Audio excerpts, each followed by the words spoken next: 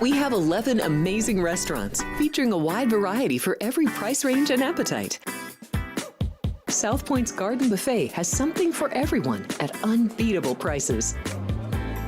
Or, if hunger strikes in the middle of the night, join us at Coronado Cafe. The American menu offers breakfast, lunch, or dinner 24 hours a day, plus a Chinese kitchen for authentic Chinese dishes from 11 a.m. to 11 p.m. From steak and eggs to wonton soup, it's fast and friendly service 24/7. When you need a quick pick-me-up, you can find it at our state-of-the-art Starbucks just inside the main South Point entrance. Order ahead with the Starbucks app for easy mobile order pickups. Or enjoy your favorites in the relaxing dining area anytime, day or night. If you love Mexican food, Baja Miguel's has all of your south-of-the-border favorites. There are dozens of classics to choose from, like fajitas, ceviche, chimichangas, tacos, and more. And for spirit lovers, Baja's colorful non-smoking tequila bar is right outside.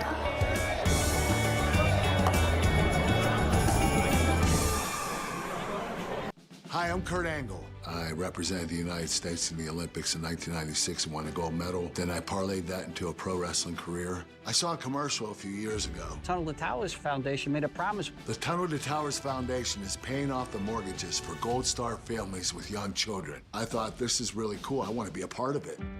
My dad served in the Army for 30 years. We didn't have a lot of money, but he made sure we had what we needed. He set a great example for all of us.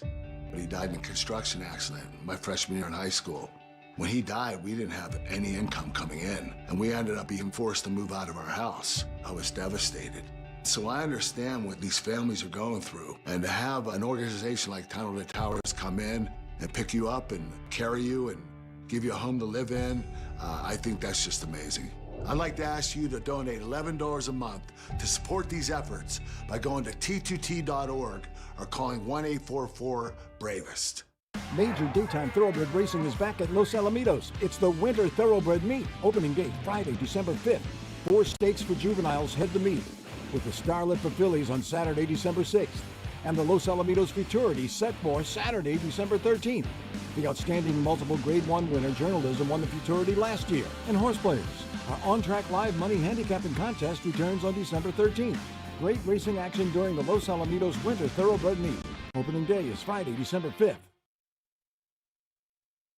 The following is a Race Day Las Vegas presentation in association with Siraco Productions Limited on the Race Day Las Vegas Radio Network.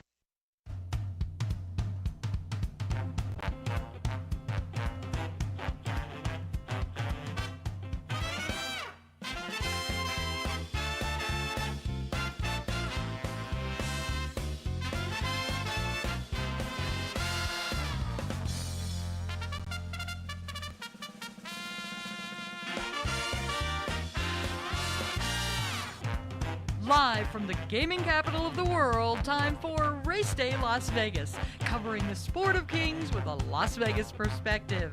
Now to the race desk with your host, Ralph Siraco.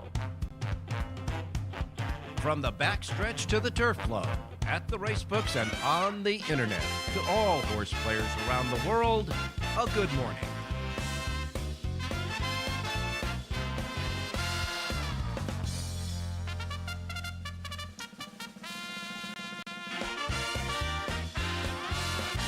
Alrighty, good morning everybody. Welcome to the Race Day Las Vegas radio program as we start another week of the Race Day Las Vegas radio programs and TV programs and broadcasting programs right here from the gaming capital of the world, Las Vegas, Nevada, and our studios here at the South Point Hotel Casino Complex on Las Vegas Boulevard in your gaming capital.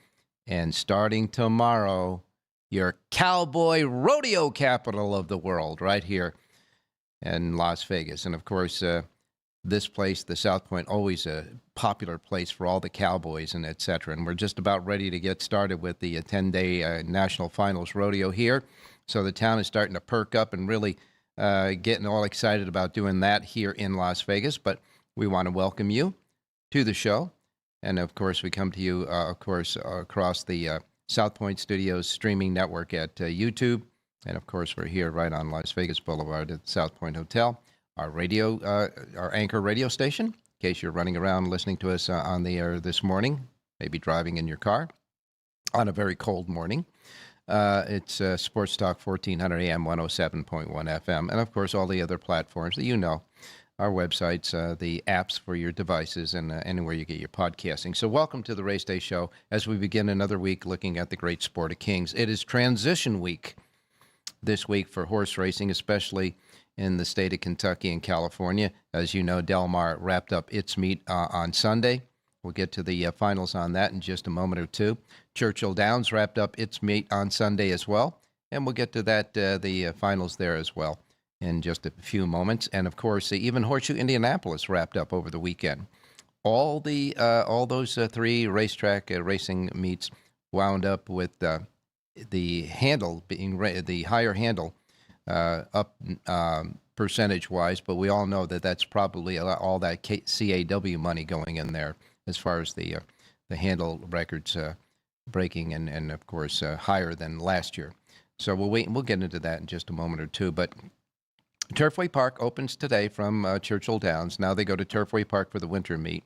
And as you know, that part of the country, the upper northern eastern segment of the country, from like the Great Lakes on out to the north, bunch of snow, man. You guys got snow there. They were plowing out snow. As saw a little video of them plowing out the snow around Turfway Park and on the racetrack itself yesterday. But they are planning on running tonight. Turfway Park will open tonight with a card. Los Alamitos, of course, will open on Friday after Del Mar's closing on Sunday. And just a week from Friday, Oak Lawn Park will be starting. So we're getting into the transition of the winter race meets right now as far as horse racing is concerned. The big story on Sunday was at Aqueduct. They ran the first race at Aqueduct. And then there was just a long pause before anybody said or did anything. It went way past post time for the second race at Aqueduct. And then they came on with an announcement that said Aqueduct had been canceled for the rest of the day. They canceled the rest of the races after the second race, or before the second race, right after the first race on Sunday at Aqueduct. It had nothing to do with any weather conditions or track conditions. What it had to do was a dispute between the jockeys and management about some positions of the gentlemen, the people who are the guys that handle the weight on the races, etc.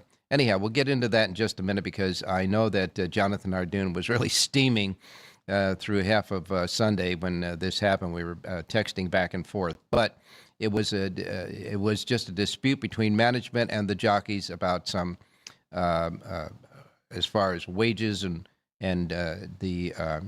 the amount of work that some people had to do, et cetera. There, we'll get into that in just a moment or two. But that was the big story, and of course they're working on settling that. They say they're going to go without interruption on Thursday when they reopen for next week. This week coming up on Thursday. Okay, tomorrow they said they're going to be racing. They're going to settle their differences and through negotiations, et cetera. Let's hope that's the case because you remember the Aqueduct had no stakes races over the Thanksgiving holiday, Thanksgiving Day and the Friday, Saturday, Sunday after that. No stakes races at all. But they are the ones that are going to be in center. They're going to be the center of attention on Saturday because they have 6 stakes races coming up on Saturday at Aqueduct. So they made a kind of a neat little maneuver. Let all the other racetracks have their big racing days, et cetera, over the weekend of Thanksgiving, and we'll come back as being the only big one, the next week, and that's what they did. So they'll have 6 stakes races on Saturday at Aqueduct. The Remsen and the Cigar Mile are amongst those. There'd be 6 of them, 3 Grade 2s, 1 Grade 3, and 2 New York Stallion Series stakes races as well. So the big racing centers are around on Saturday around Aqueduct Racetrack, hoping and we keeping our fingers crossed that they get this dispute about the labor dispute settled. So we'll wait and see about that.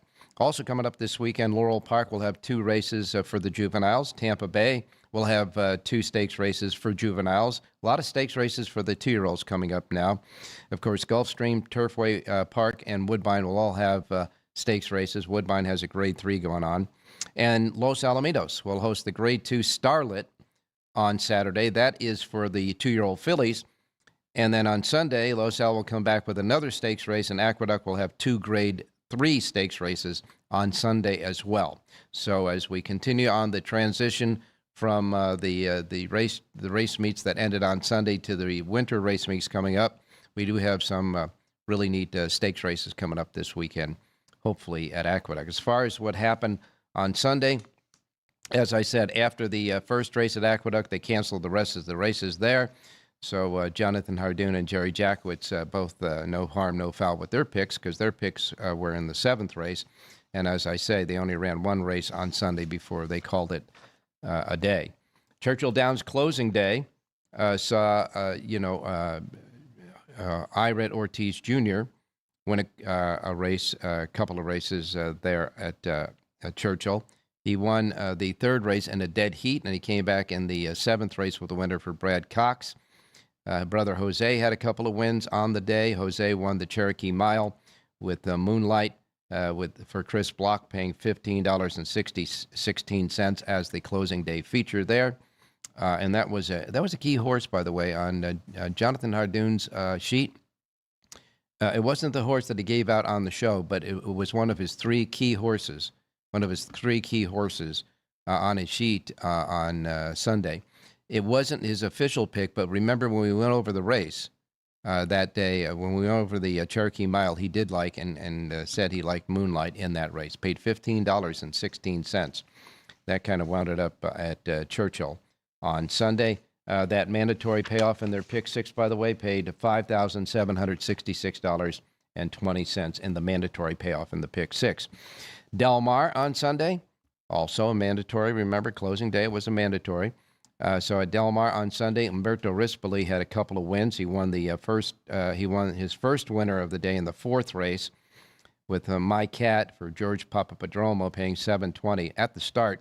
Edwin Maldonado came off of his horse at the start of the race. Don't tell me what to do. Well, obviously didn't, because he dumped the rider at the start, but Maldonado was okay. Rispoli came back in the Stormy Liberal Stakes, the 5th on the card, with Unconquerable Keen for Phil D'Amato, paying $21.60. And then in the Matriarch Stakes, the big stakes race of the 4 on the day, really. In the Matriarch, Flavian Pratt won with Sagista. That was for Chad Brown. Chad Brown has won the Matriarch in California 7 times now. This was the 7th Matriarch win for Chad Brown in Sagista, paying $5.40 as the favorite there, outrunning In Our Time and A.G. Bullet, who finished 3rd. In the Bayacoa Stakes, Juan Hernandez won for Bob Baffert on Hope Road, the race favorite there, paying $2.80. And in the earlier Cecil B. DeMille, the winner there was Unrivaled Time, Diego Herrera for Leonard Powell, paying $13 even. Closing day pick 6, the mandatory there at Del Mar, paid $7,633.40. And remember that big carryover in the early pick 5 on Sunday? Winning price is $4.60, $10.40, $13, $7.20, and $21.60. That pick 5 came back and paid $4,046.30.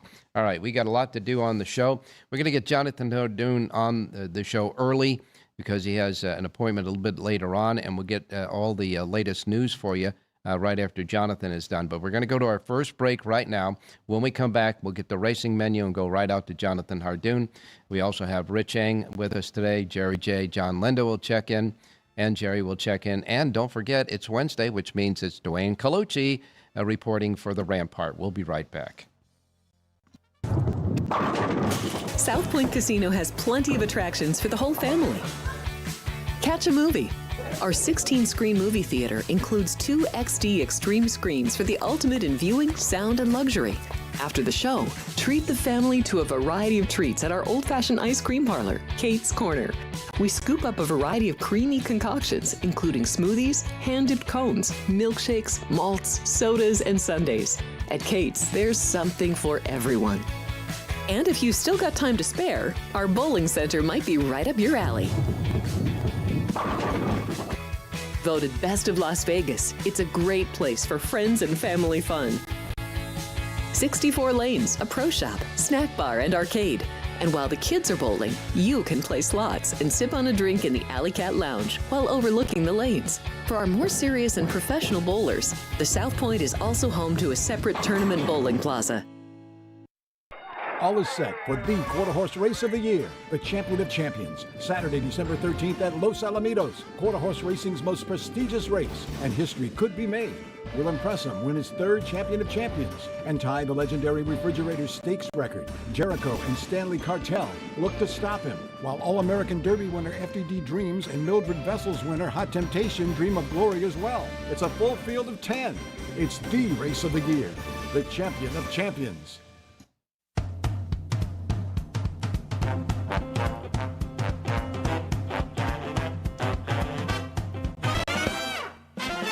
All right, back on Race Day Las Vegas as we embark on National Finals Rodeo here in Las Vegas. It's going to be cold.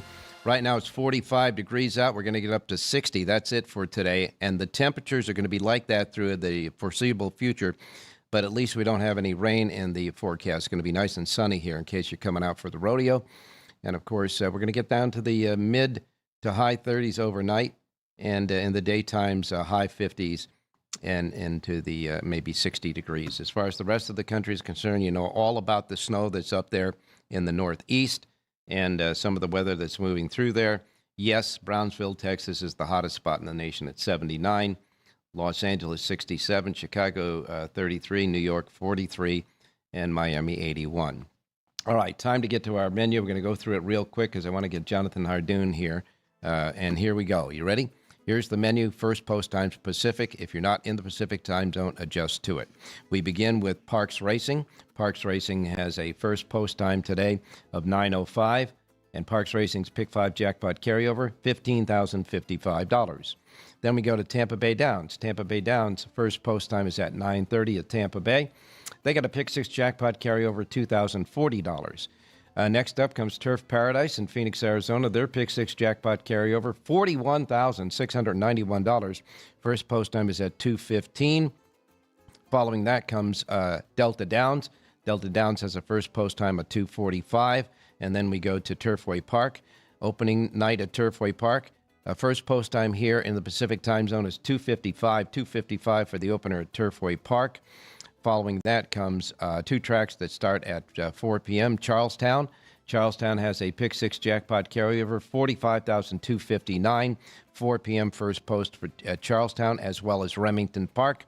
Remington Park's first post time is also at 4 p.m. Okay? That's the racing menu for today. Now let's get out to Jonathan Hardoon standing by. Jonathan, good morning. Good morning, Ralph. Just one thing about those numbers that they gave out as far as handles is concerned. It would be nice if they told the truth and broke the handle down, like how much of it was CAW and how much of it was real players. Because every real player that I know is betting a lot less these days than they were in the past. So I find it hard to believe that all these handles went up unless they're counting CAW. And I guess to them, it's the bottom line that counts. So the bottom line is the handle went up. But they don't tell you the truth about it. Well, I understand that. They should separate to give you a better realistic picture of it, but they're not. That is the handle. Whatever the case may be, right. That is the handle. So that's what they're always going to put the spin on it. As far as the handles are concerned, Del Mar's average handle went up 3.7%. Churchill Downs average handle went up, average per race 9.2% per race. And even Horseshoe Indianapolis, this is the fifth year in a row that Horseshoe Indianapolis broke its handle with the end of the meet on Sunday. They were up just a little over 2% there. But you're right, it is a little skewed. But don't sell it as like the game is in great shape and moving in the right direction, because it's really not. So they could tell you it is, but it's not. Again, I say it all the time. They're being short-sighted. They're increasing handles short term, but in the long term, they will be destroying. Absolutely. Those are the raw figures, but there's a lot behind the raw figures. Trust me. But that's right. What they are. Read into the numbers, like you always say. That's right. Well, as long as you're already warmed up on the soapbox, what about what happened at Aqueduct on Sunday? Why don't you explain exactly what the jockeys refused to ride because the clerk of scale and his assistant was being asked. Well, you might as well start from the beginning. Go They ahead. ran the first race. And the weather was fine, and the Mhm. track condition was fine. Sure. And all of a sudden, there's a delay. And anyone that's familiar with New York racing, when they show the paddock and they show the horses without any saddles on, you know there's some sort of problem. So it was post time, and all they did was post on the screen a delay into the running of the second race. And they left everyone sitting there for 35 minutes and not telling 35 anybody. minutes? This was a 35-minute wait? Okay, go ahead. Yeah, it was a 35-minute wait till they decided to call the day. But why did they call the day? This is totally on the jockeys. You know, the stewards, the owners, the trainers, the players, this was all the jockeys. They pulled the plug on the day. There was nothing wrong with the track. The surface was safe. Everything was safe. They had a beef with management, so they picked the wrong time to do this. You want to do this, you do it before the races. You do it on Monday and Tuesday. You don't paralyze and destroy a full day's worth of races. People paid to go out there. The horses got Lasix. Trainers send grooms out there. You know, these horses aren't stabled at Aqueduct. They have to come from Belmont or from wherever they're coming and ship in. So all those expenses, not to mention how you piss the players off. Right. Because nothing is worse than to start a card and stop it. So nobody has any sympathy for the jockeys in this situation. Usually when you have a work stoppage or something, you want to have people on your side. Right. They have nobody on their side. All right, okay, I understand. We get your position there, but let me just put one thing in there.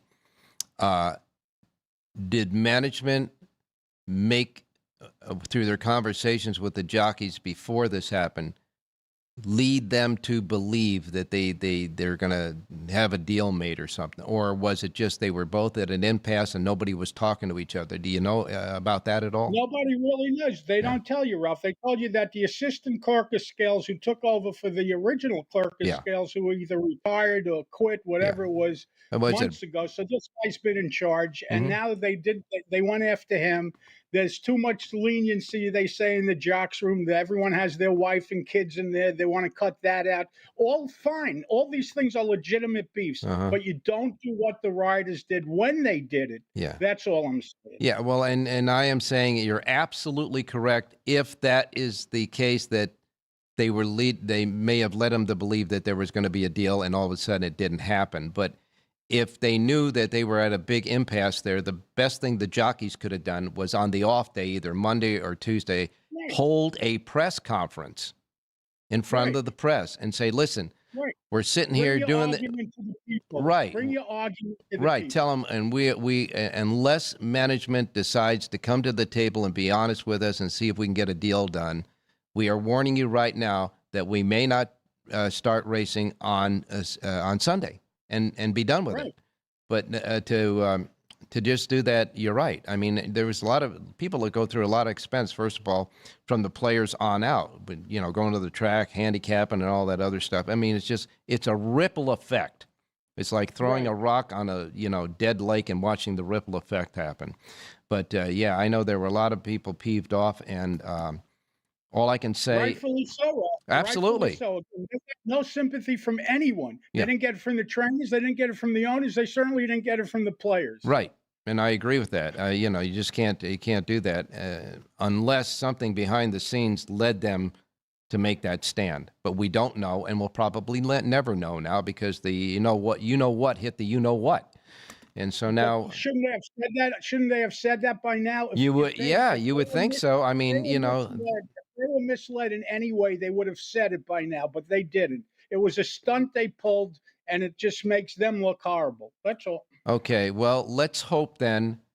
They say they're in. Nobody said they struck a deal yet, as far as I see. Even up to today, any of the posts that I've seen, there's not a deal done or a settlement done in their grievances.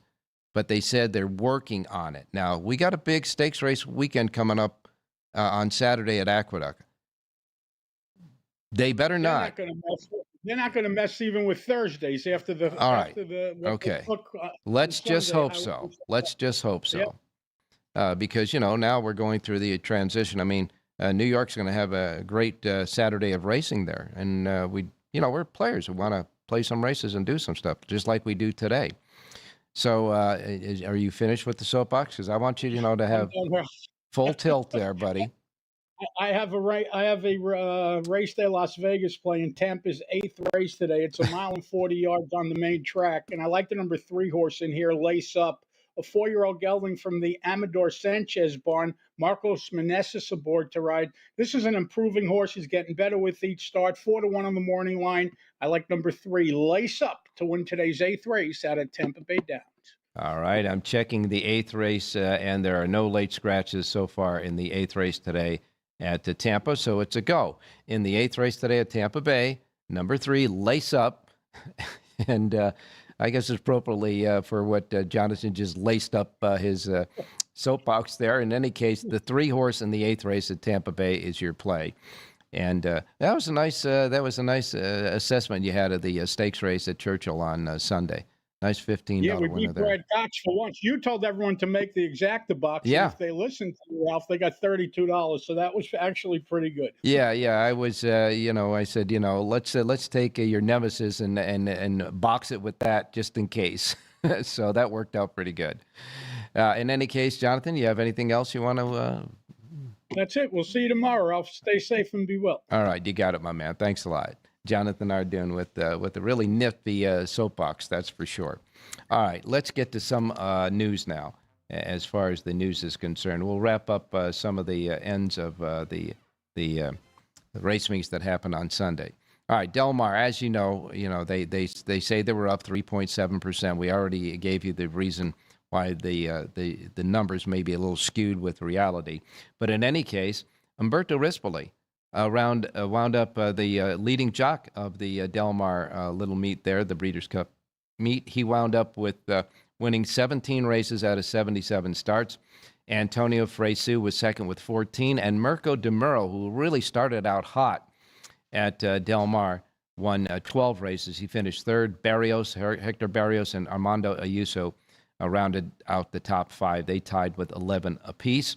And so it was the Italian connection at Del Mar, the Paisano trifecta there, with the first 3 jockeys, all Italians there. Thank you very much. Trainers. George Papapadromo was the leading trainer with 11 wins out of 34 starts. He was really hot at Del Mar this past meet. John Sadler finished second with 9. Bob Baffert and Doug O'Neill checked in third with 8 wins apiece. And Phil D'Amato and Steve Knapp checked in fifth with 7 wins apiece in the trainer standings there at Del Mar. Now getting over to Churchill Downs. At Churchill Downs, Irad Ortiz Jr. captured his first Churchill Downs, leading the rider title with 44 wins through the 25 days of the 26-day fall meeting. That was 44 through the 25 days, and Irad can tack on 2 more on that on the last day because he won 2 more on the last day there. Jose Ortiz, his brother, finished second in the standings with 35. So between the two Ortiz brothers, they won 79, almost 80 races between the 2 of them. Luis Saez was in second place with 28. Tyler Gaffleone 27, and Axel Concepcion had a nice meet. He finished in 5th place with 5. As far as the trainers are concerned, Brad Cox won his 10th Churchill Downs title, with winning the title for the past meeting there with 20 wins. That was prior to Sunday's closing, so you can tack on at least 1 more for Brad Cox there. And it was his first fall meet training title since 2017, so he lost a couple in between. And, of course, Brendan Walsh finished second in the standings with 14 wins, followed by Steve Asmussen with 12. Joe Sharp had 12 as well. And Brian Lynch and Mike Maker rounded out the top guys with the 9 apiece at Churchill Downs. And so that's just about how it happened there. Kentucky Derby Future Book Pool. The Pari-Mutuel Future Book Pool closed on Sunday. This is the second pool out of, I think, 5 overall. So it'll be the last one for this year. And I'm going to give it to you in order of the shortest price on down. All other 3-year-olds that are not that were not classified with the individual ones of the 39 that were up for individual horses. All others was the Pool 2 favorite at 2-1. Ted Nafi was the individual favorite. He's 7-1. Further Ado, the horse who won over the weekend, the Jockey Club at Churchill Downs for Brad Cox, he's 13-1. Napoleon Solo is 21-1. Boyd, that was the horse that won over the weekend as well for Bob Baffert. Boyd is 22-1. Paladin for Chad Brown is 22-1. Bob Baffert's Brant is 25-1. And then you got Incredibolt at 28-1, and other top horses throughout the 39 other horses. And the highest priced horse in the future book is a horse called Gallivant for Ben Colebrook. That horse closed at 248-1. If he should post an upset in the Kentucky Derby next year, the future book pool payoff will be $499.64 for the $2 win bet. So there you have it. All right, we're going to take a break, and when we come back, we're going to go to Dwayne Colucci standing by for Rampart, and of course, we got Rich Eng as well. So don't go away. We'll be right back. Thank you, buddy. There are many families that need your help. I'm Mark Wahlberg, and I'm asking you to support the Tunnel to Towers Foundation in their efforts to deliver mortgage-free homes to catastrophically injured service members, Gold Star, and fallen first responders families with young children, as well as eradicating homelessness amongst our veterans. Everybody knows where the money's going. Every single dollar. God bless you. Please contribute $11 a month to support their efforts by visiting t2t.org. Are you ready to lock in your bets and cash in on the games this weekend? Get weekly football winners from Alex White, Chris Andrews, and Vinny Malulo. I did take the dog 3.5. I'm going to stay with the Colts here. That's definitely going to be one of my plays. If the Bears have turned the corner, they have to take care of business in this game. Yes. Tune in for behind-the-book perspectives you won't find anywhere else. Well, if you're looking to bet the under, you're going to get a better number. The wise guys are certainly not going to play the favorites. I know if it hits 7, don't blink. Maybe that's what bettors are waiting for. Every NFL matchup, every college game that matters, the spreads, the stats, and the smart money plays. It's your way to bet against both teams. Get your winning edge with Football Frenzy, streaming on YouTube every Friday at noon Pacific.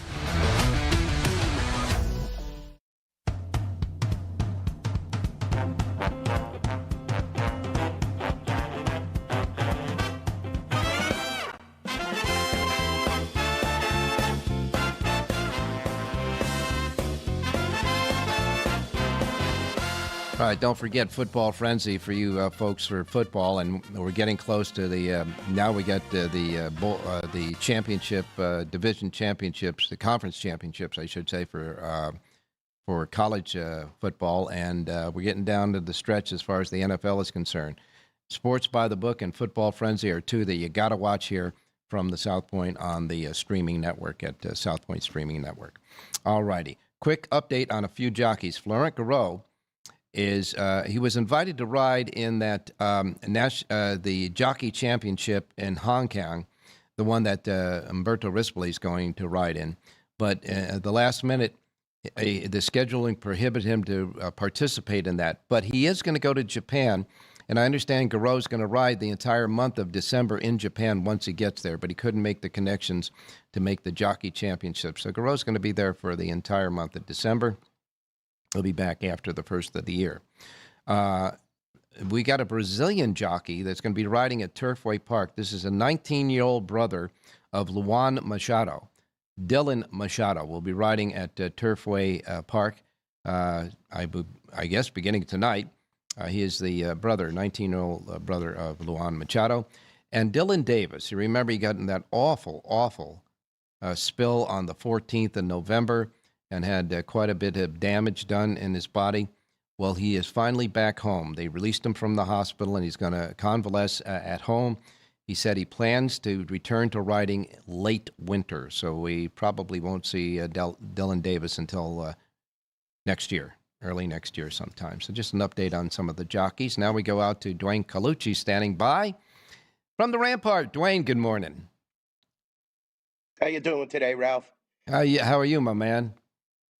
Not bad, not bad. It's getting a little nippy outside here in Vegas. Yeah. I see you got the sweater on. I got It's the starting to sweater get a on. little chilly. I got the sweater on in studio, buddy. But when I was coming through the parking lot, I had a coat on too. It's when you get down to the low 40s and high 30s, it gets cold here. That's for sure. Hey, the Cowboys are coming to town. Yeah, definitely. We got the rodeo, and we do have. I know South Point puts on a big show there. I take my aunt every year. They sell a lot of turquoise jewelry that she's into. Yeah. You have a lot of different cowboy hats. Stuff that are affiliated with horses, saddles. It's just a great time, and I see that they are all over the South Point on social media, and I'll probably be down there next week for that cowboy event. So yeah, a lot of happenings in Las Vegas, and the South Point does it up. Oh, yeah. Definitely when they rodeo and the facility there on property. Well, the National Finals Rodeo, of course, the rodeo, the go-rounds, they call them each and every night, are held at the Thomas and Mack. But all of the big action as far as the Cowboys and the before and after the shows and all that, and they pack the South Point. This is the place to be for watching and affiliating with all the Cowboys outside of the actual event at the Thomas and Mack. It's just a lot of fun seeing all those big pickup trucks outside here, all those cowboy pickup trucks and rigs. It's something else. And of course, a little bit further down, right on the other side of the condominium complex there on Las Vegas Boulevard, they have put up what looks like thousands of temporary stalls. It looks like a little city there where all the horses are located and housed while they're in the competition. It's really a lot of fun. It makes this time of the year right here after Thanksgiving and before Christmas really a lot of fun and a lot of holiday type of atmosphere. It's really nice here. Dwayne, we are now going transition from racetracks to the winter tracks. We got Turfway starting tonight in Kentucky, and of course Los Alamitos will have their short meet before Santa Anita starts the day after Christmas in Southern California, and Oaklawn Park is right around the corner too. Yeah, a lot of great racing, and Fairgrounds got their meet started, and it's sad to see Del Mar go, but definitely you get a different flavor. Like you said, we have Turfway opening tonight. Remington is also running, a card today. It's going to be interesting to see how Aqueduct continues on through their winter meet with that happenings there over the weekend. That it kind of leaves a weird taste in your mouth just from a handicapper's perspective. Yeah. And you feel for the owners and the trainers there because the Lasix was admitted to 90%, if not all the horses. And there's in my opinion, there's a right and a wrong place to handle, certain happenings like that. And I think it should have taken place, basically, the meeting before the card started. I was totally perplexed at why they would want to run one race. And also keep in mind all the bettors that, got eliminated, Ralph, on that first leg at a pick 5. Yeah. They throw it on the floor, yet there was a refund. So, not a good look for the MYRA, and they definitely need to rectify the problems with the jockey colony and the MYRA upper management. Yeah, no question about that. Nobody was a winner in that decision making. That's for sure. And we will move on, and hopefully that everything is going to be settled because we got a big day of racing coming up at Aqueduct on Saturday with 6 great stakes races there. And so we'll just keep our fingers crossed and hope that everything works out fine, especially for us handicappers. Well, Dwayne, got a horse for me? Well, I'm going to try here. Turfway Park, great prices there, Ralph. Definitely you can catch some nice tickets, deep fields, excellent racing. Like you said, you have a lot of jockeys. Irad is there tonight. Machado's brother is going to be making his debut. You will have several familiar names and trainers that we know. And tonight I'm going to go with race 7. Owen Hardy, this guy does very well. You have to keep your eye on him with stock at Turfway Park. Usually very successful at, the Turfway meeting. And race 7, he has a horse 3, Queenstown, with Vincent Chaminade. Definitely you'll see Vincent riding a lot of good quality horses there. He's an excellent rider.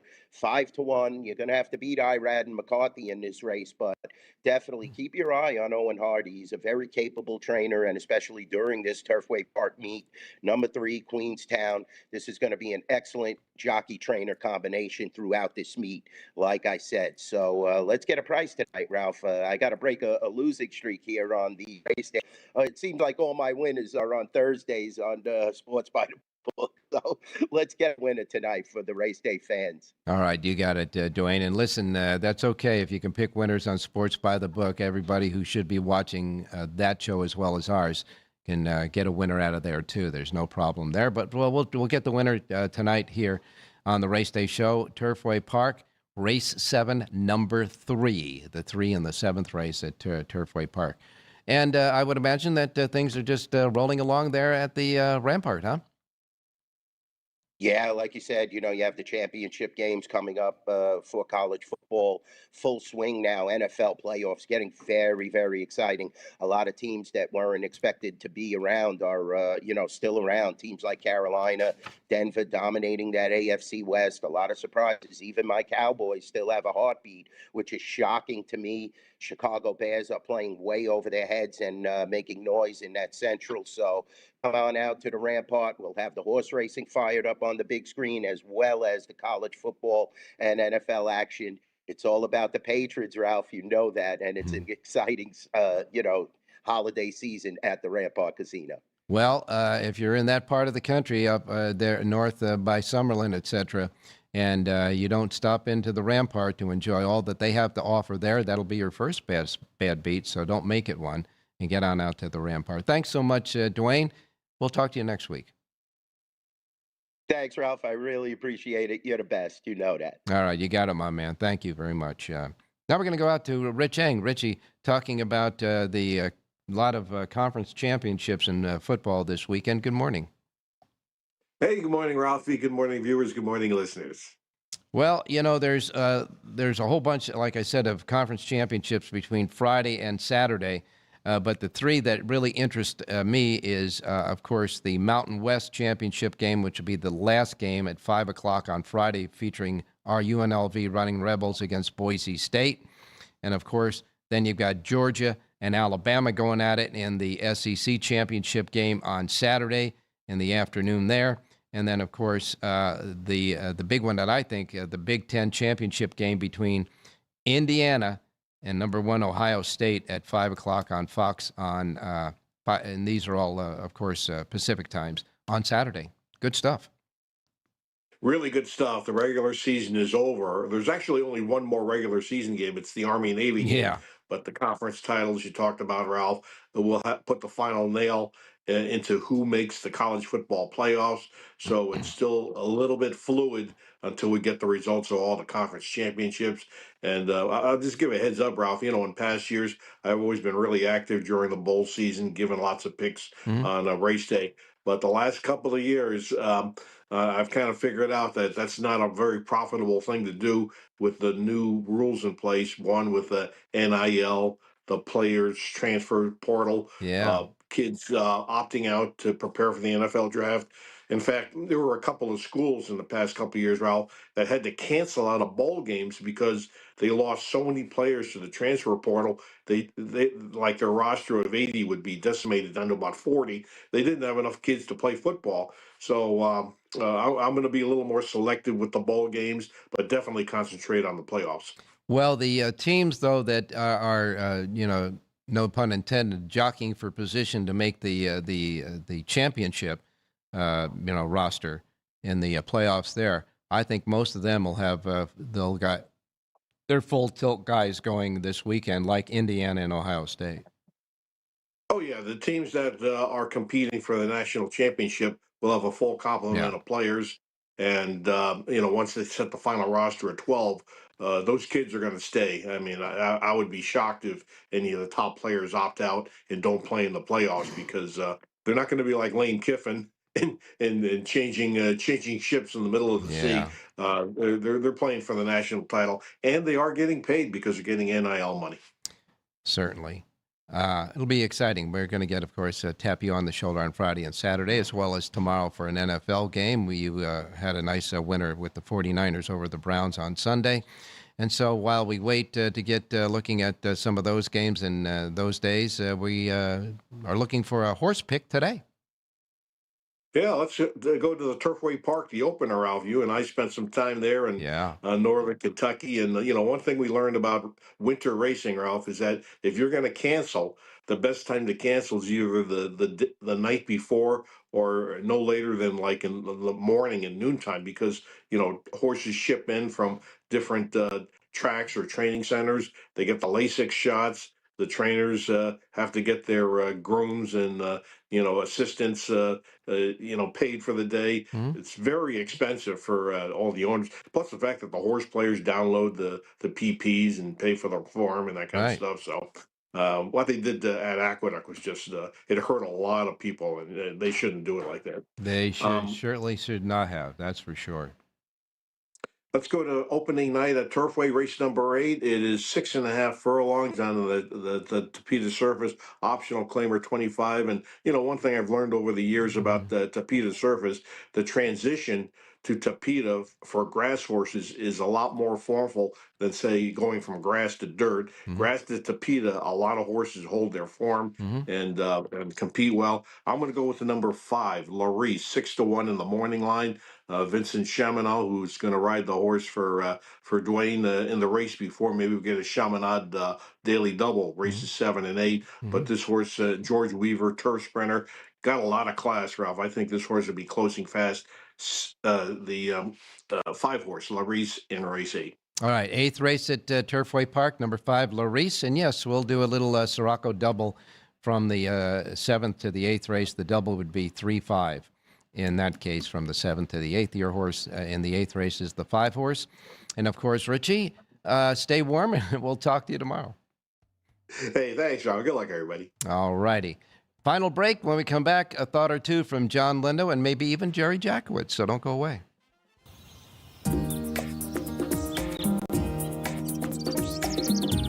South Point is also proud to provide a variety of relaxing amenities for the guests who want to be pampered. Soak up the sun and let your stress melt away in our lagoon-style paradise swimming pool. A relaxing getaway where you can bask in the desert sun and enjoy seasonal food and bar service poolside. And if you really want to escape, come to Spa Costa del Sur. From couple suites to a co-ed wet area, our spa caters to business and leisure travelers who want to unwind and elevate their senses. A visit to one of our spa's steam, sauna, or whirlpool treatment rooms will leave any guest feeling like they can take on the world. Major daytime thoroughbred racing is back at Los Alamitos. It's the Winter Thoroughbred Meet. Opening date Friday, December 5th. 4 stakes for juveniles head the meet, with the Starlet for fillies on Saturday, December 6th. And the Los Alamitos Futurity set for Saturday, December 13th. The outstanding multiple Grade 1 winner journalism won the Futurity last year. And horse players. Our on-track live money handicapping contest returns on December 13th. Great racing action during the Los Alamitos Winter Thoroughbred Meet. Opening day is Friday, December 5th.